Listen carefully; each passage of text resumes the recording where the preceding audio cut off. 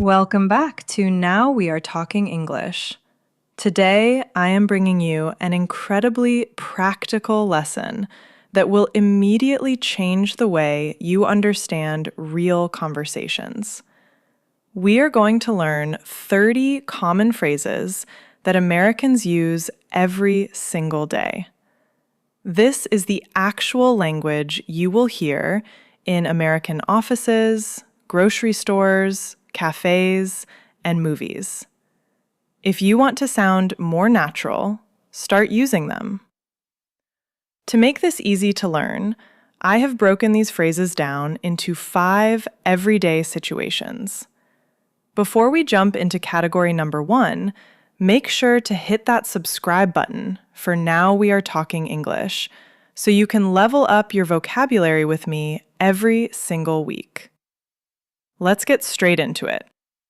Category number 1, greetings and small talk. Our first phrase is a classic casual greeting that you will hear instead of, "How are you?" It is, "How's it going?" Native speakers say this constantly. It just means, "How is your life right now?" A perfect, natural response is simply, "Good, thanks. How are things with you?" Phrase number 2 is what you say when you haven't seen a friend or someone you know in a very long time. Long time no see. It is a grammatically incorrect phrase technically, but everyone uses it. If you bump into an old college friend at the supermarket, you can just smile and say, "Hey man, long time no see." Phrase number 3 is a great follow-up question to ask about someone's recent life events. What have you been up to? This means, what projects, work, or activities have you been doing lately? You can answer with, "Oh, not much, just working a lot," or share a quick update. Phrase number 4 is a short, friendly way to tell someone that you understand their situation completely. I get it. Instead of saying, "I understand your explanation," which sounds very formal, you can just say, "Oh, okay, I get it now." And phrase number 5 is a very common, relaxed way to say goodbye when you expect to see the person again soon. Catch you later. It just means, see you later. It is friendly, effortless, and perfect for friends or people you know well. Now, let's move to category 2, ordering food and drinks. Phrase number 6 is the ultimate American way to order politely. Can I get... In school, you might learn, "I would like to order a coffee." But in reality, 90% of Americans walk up to the counter and say, "Can I get an iced latte, please?" It is polite and highly natural. Phrase number 7 is what you say when you want to take your food or drink outside of the restaurant. To go. A barista will usually ask you, "For here or to go?" If you want to drink it in your car or at the office, you just say, "To go, please." Phrase number 8 is a very common phrase used by servers when they want to check if you need anything else. Are you all set? If the waiter brings your food and sees your table has water, napkins, and utensils, they might ask, "Are you all set over here?" You can answer, "Yes, we're all set, thank you." Phrase number 9 is how you casually ask for the bill at the end of a meal. Can we get the check? In British English, they say the bill, but in America, it is almost always the check.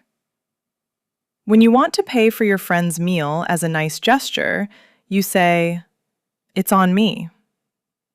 If you have lunch with a friend and want to surprise them, you can take the bill and say, Don't worry about it. It's on me today. It means I am paying. Category 3 is all about the office environment. If you want to tell a coworker that you will handle a specific task, just say, I'm on it. When your boss texts you saying, we need the report by 3 o'clock, you can reply, I'm on it. It means I am working on it right this second. Phrase number 12 is used when you need to stop working on a project or finish your workday. Let's call it a day. If it is 6 o'clock in the evening and the team is exhausted from a long meeting, a manager might stand up and say, all right, everyone, let's call it a day. We will finish this tomorrow. Phrase number 13 is a polite way to tell a coworker that you don't want to disturb them if they are busy. Do you have a sec? Sec is short for second. It means, do you have 1 minute of free time to talk to me? It is much less scary than saying, I need to speak with you immediately. If you want to decline or postpone an invitation politely, with the intention of rescheduling for later, you can say, can I take a rain check? This idiom comes from baseball games that were canceled due to rain. If a colleague invites you to grab a coffee, but you have a huge deadline, you can say, I'd love to, but I have a lot to do right now. Can I take a rain check? And phrase number 15 is a phrase you use to ask a coworker for their opinion or input on an idea. What do you think? It is simple, direct, open, and friendly. For example, here's the new design layout for the channel. What do you think? Thank you, Emily. Those first 15 phrases are absolutely essential for daily life, and I use them constantly. Now, let me share with you my top 15 phrases to bring us to our grand total of 30. To start my half of the lesson, we are jumping straight into category number 4, which is all about relaxing and social life. Phrase number 16 is the most common verb for spending casual time together. To hang out. You will hear this every weekend. Hey, what are you doing on Saturday? Do you want to hang out at my place? There is no formal plan. It simply means spending time together and relaxing. When you agree completely with a plan that someone suggests, you say, I'm down. If your friend invites you to watch the new movie, you can say, I'm down. What time does it start? It means I am in. I agree to the plan. Phrase number 18 is what you say when you have to decline an invitation because you are just too tired or busy. I think I'm gonna pass. It is a very polite and gentle way to say no. Thanks for the invite to the party, but I've had a really long week, so I think I'm gonna pass tonight. Phrase number 19 is a great slang phrase for going to sleep when your energy is totally finished. To crash. It is so common. I worked a 12-hour shift today. I am ready to go home and crash. And phrase number 20 is what you say when you want a friend to tell you all the exciting details or secrets about a situation. Spill the tea. This means tell me the gossip right now. Some people say tea originally came from the letter T for truth, although the exact origin is debated. So if a friend knows some exciting news but won't tell you, you can say, come on, spill the tea. Let's move to category 5, emotional reactions. Phrase 21 is our channel's signature phrase. Now we're talking. For example, if you are looking at boring vacation hotels and your friend shows you a stunning beach villa with a private pool for the exact same price, you can smile and say, oh wow, now we're talking. Phrase 22 is what you say to reassure someone that a mistake they made is not a problem at all. No biggie. For example, sorry I'm 5 minutes late. Hey, no biggie, the movie hasn't started yet. Phrase 23 is a great phrase to use when you want to take responsibility for a mistake you made. I screwed up. Example, I totally screwed up the directions. Phrase 24 is used when you are completely shocked or surprised by a piece of information. No way! This can mean, I don't believe you, or that is incredible. If someone says, I just won $1,000, you react with, no way! Congratulations! If you want to tell someone to relax, stop worrying, or calm down, use chill out. If a friend is stressing out over a tiny mistake, you can tell them, hey, chill out. Everything is going to be perfectly fine. Phrase 26 is used when you want to tell someone to keep going and not give up. Hang in there. It is a phrase of encouragement. If a student is studying hard for a difficult exam, you can tell them, I know it's tough right now, but hang in there. You're almost done.